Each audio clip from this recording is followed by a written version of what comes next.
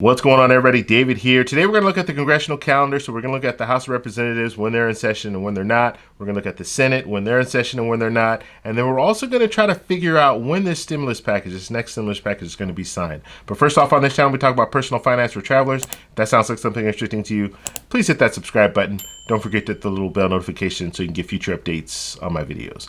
All right, so I talk a lot about the calendar, the congressional calendar, and I say, oh, they're going to be on recess at this time, and they'll be coming back at this time. So how do I know all this stuff? Well, I look at their calendar. They actually have a calendar you can look at. They have an official calendar. We're not using the official calendar today because this has more information on it. So if you want to go, you can go to the U.S. Senate's website. You can also go to the U.S. House of Representatives website and pull up their calendar. But it's just the House of Representatives calendar and then just the Senate's calendar. This one combines everything. So let's go ahead and look at the computer here, and we'll take a look at the calendar. So this is the calendar, and this is by Rational 360. Okay, so we want to give them credit. They're the ones that put this calendar together. And there's some important numbers on here. Now, I always tell you guys you can contact your local Congress people. If you do know your congressperson already, you can use the switchboard. So you have the U.S. Capitol switchboard here. You can use that. You call that number, let them know you want to speak to whatever representative you want to speak to, and then they can switch you over to their office. Also, the White House. You can call and let the White House know how you feel. Now, you're not going to be talking to the president, but you will be talking to one of his aides, and then you can give information to the aides. They have the cloakrooms on here, which I think is pretty interesting. So the cloakroom is where the senators and the representatives go to discuss things. Okay, so it's kind of like a private area where they can sit down and kind of negotiate. Now, they have the cloakroom numbers. I don't know where that will go. I've never called a cloakroom, but it is here, so I thought that was interesting. Now, looking at the colors here, this kind of indicates what's what. So the blue, the dark blue here is the House. The House is in session only. So if they're in session only, it's going to be blue. If the Senate is in session only, it's going to be red. And purple is for the House and the Senate, both in session at the same time. And then the green is for holidays. All right, so looking at the calendar, we'll kind of look at everything first. And then I want to show you guys something that I think is pretty interesting here. Now, looking at June, the month of June, what do you notice about June that you don't see on any of the other months? If you look at that, June has something unique about it. June is the only month where you have either senators or both House and senators there at the same time. So that's interesting, right? So June is a full month. You don't have any time where they're off. You might have some of the House of Representatives off at a certain time. You might have some of the senators off at a certain time. But for the most part, you have someone there. And so things can get done in June, right? This looks like it would be the ideal time to get stuff done. But we know what's going on, right? We know that the senators right now, they're just sitting back and saying, hey, we're not going to do anything right now. We're going to wait and see. So if anything, this is the time to get things done, but they're not getting things done, which is really, really frustrating. The other month that's a really busy month for both the House of Representatives and the senators is March. And we saw in March, that's when they signed the CARES Act.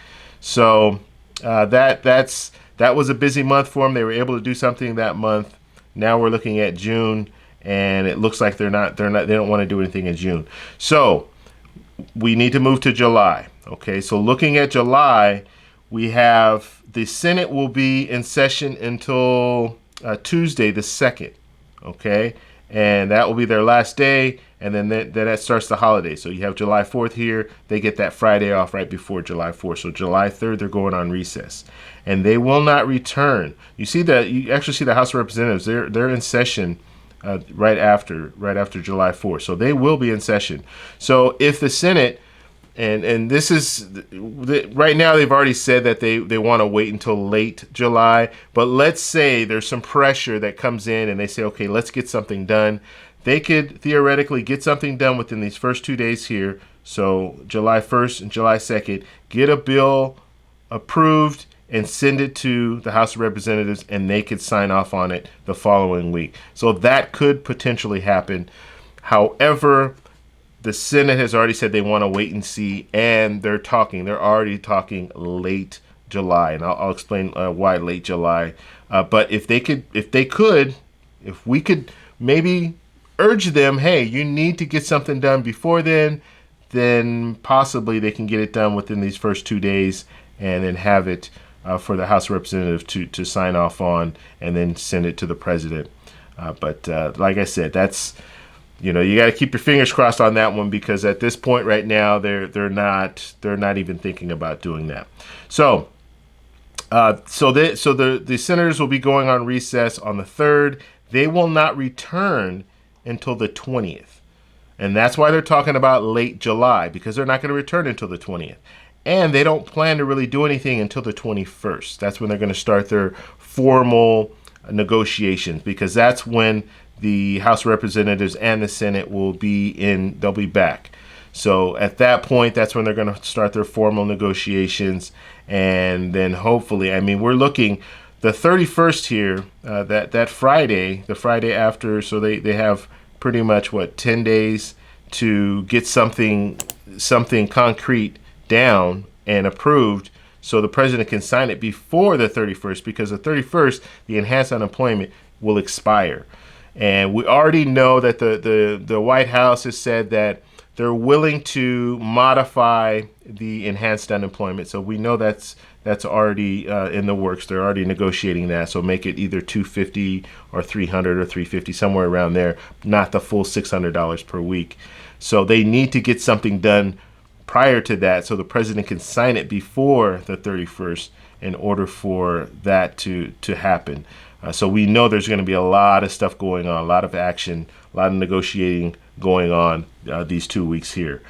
So now, if for whatever reason they want to push it off even further, and they might do I've always said this anyways, and the House of Representatives really, they should be pushing. They have a little bit of time. We have a lot of stuff going on here. They have time to push a bill through that's just a stimulus check bill, or just an enhanced unemployment bill. They can just push that through, sign and approve it, send it over to the senators, and now the senators are going to have to act. Now, they don't want to do that. The senators don't want to just take the enhanced unemployment alone or take the stimulus check alone. But if it's put in front of them, they're going to have to at least address it. And so I think the House of Representatives at this point, they should do that, because they can force the Senate's hand by doing that. And the senators are probably not going to want to say no to a stimulus check. And they've already said the enhanced unemployment is even an easier one, because they've already said that they're open to modifying it. So maybe that's something that they can push through. Now, actually, now that I'm thinking about it, they shouldn't do anything with the enhanced unemployment, because that has that expiration date. So there's some urgency there, because if the House goes ahead and approves something for the enhanced unemployment now and sends it to the Senate, and the Senate approves it and the president signs off on it, well, now there's no more urgency when it comes to that. So they shouldn't do anything with the enhanced unemployment. So I'm taking that back. The stimulus checks, yes, the stimulus checks, I think they should push something through for that. And then that still gives them that enhanced unemployment, that will still expire on the 31st. So you still have some urgency to get something done. But if nothing gets done in July, the bad part about this is the Senate is only in session for 5 days in August, and that's it. And you see the House of Representatives, they're not in session at all. So if nothing gets done in July, August, nothing probably will get done in August. And now we're looking at September, which would be crazy that we would have to wait this long in order to get a stimulus package. But that could potentially happen if things don't work right with that. So, and now we're pushing into the election. And you see October is a pretty open month, and you're going to have a lot of the main reason the House of Representatives aren't here in August is because they're going to be going back to their districts and trying to campaign. And so that's the main reason they won't be here. And then September, you're going to have everyone back for a little time. Actually, the majority of the month they'll be back. So we'll have to see what goes on. But I just wanted to show you the calendar, because I think it's really important to kind of see what's going on. Like, what is going on with this whole situation? Now, when I say they're on recess, that doesn't mean they're on vacation, so to speak. It just means they go back to their district and they're supposed to be doing district business. Or if it's a senator, they go back to their state and they're supposed to be doing campaigning and they're supposed to be out there talking to the people, having town hall meetings with the community and things like that. So that's the main reason why they go on recess. But the majority of the time they're not out doing all that active stuff, especially now. I mean, with COVID-19 and everything, they're not holding town hall meetings and doing things like that and out actively campaigning. So they really don't have to take all the recesses that they're taking. But you know what? It's written in the calendar, so that's what they're doing right now. But I want you guys to know about this, to be knowledgeable about this, so you know, hey, they're not in session. Why are they not in session? Oh, they're on the 4th of July break. And like us, we might get one day off. They get the whole week off if they're taking, or the Senate's case, they get 2 weeks off for the 4th of July. So it's like every holiday they're getting this extra time off. So I will post a link in the description, and I'll put this on my website. Actually, I'll put this on my website so you guys can download it from my website. So I'll have a link there. You just click on it, you can download it, so you'll have this calendar. I will be reverting back to this calendar just to kind of keep us, when it comes to keeping us on track, like, okay, what's going on now, and who's in session right now, who's not in session. But this is the way it looks. I mean, July, we'll see some stuff happening in July, hopefully.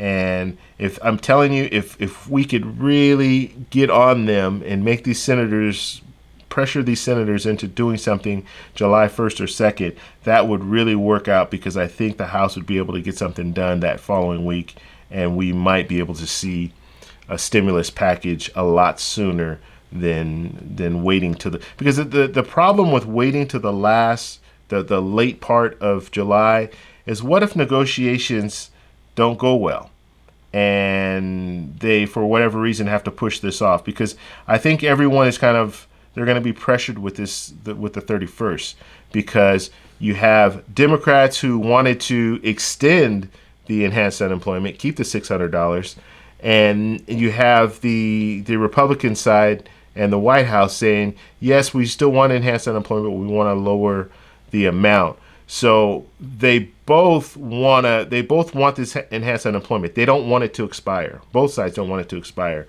But what if you can't agree on the amount? And that's the whole thing. If you can't agree on the amount, now you're looking at a situation where you might get to a point where it just stalls out and the negotiations aren't working, and the 31st comes and goes, and now we're going into August. Like I said, and that's dangerous to go into August, because that's the House of Representatives won't be there. So now you just have the Senate there, and they're going to try to figure out what they want to do. So it's really, really kind of dangerous. So we're hoping that doesn't happen. And what they'll do a lot of times, they'll say, oh, we'll just make it retroactive. And so they might feel that if it stalls on the 31st, if it expires on the 31st, we still technically have like a week after that to work on it, and then have it retroactive. So they might not get that, whatever that enhanced unemployment is, for the following week, but then the next week they'll get 2 weeks worth. So they might try to play that. We don't know. It's so crazy when it comes to this whole thing. There's so many different angles and things that they try to play. But that's what we're looking at right now. This is the calendar. So if you guys have any questions about the calendar, let me know down below. What do you guys think about this calendar? You think it's okay? You think it's appropriate for them to kind of be here and not here, and take pretty much take the whole month off of August, and October another month where they're pretty much not going to be there very often? What do you guys think about this? I mean, we're talking about people who are making $174,000 a year on average, and a lot of them are making a lot more than that, but that's their salary. But what do you think about a salary like that, where you have a lot of time off, and I say time off, but a lot of time back in the district? Look at it this way. Let's say if you were working a job and they were allowing you to work from home a lot, which might actually be kind of something that might be in the future for a lot of people. But just look at it that way. They say, okay, you know what? You can work from home for 2 weeks, and then you can come back to work and work another couple weeks, and then you can work from home another 2 weeks. So please let me know down below what you think about this. And I have the group. We still have that WhatsApp group, the stimulus check and stimulus package WhatsApp group. I'll post a link in the description, also in the comments section. It'll be pinned at the top of the comments section. You'll have a link to the WhatsApp group, and we're growing really fast, really fast. I was able to open up, so now I can allow more people to come in. I was only able to allow 100 people to come in at a time every 24 hours, but I was able to open it up so more links can go out. So hopefully that will help, because there are a lot of people that have started sending me emails saying, hey, I didn't get the link, I didn't get the link. So I will follow up, give you guys those links, and then as well as from now on out, I think I can get 400 links sent out a day. So that should really help with getting people in there. And so that's all I have for you guys today. Please give the video a thumbs up. Please subscribe for more, and I'll talk to you in the next one.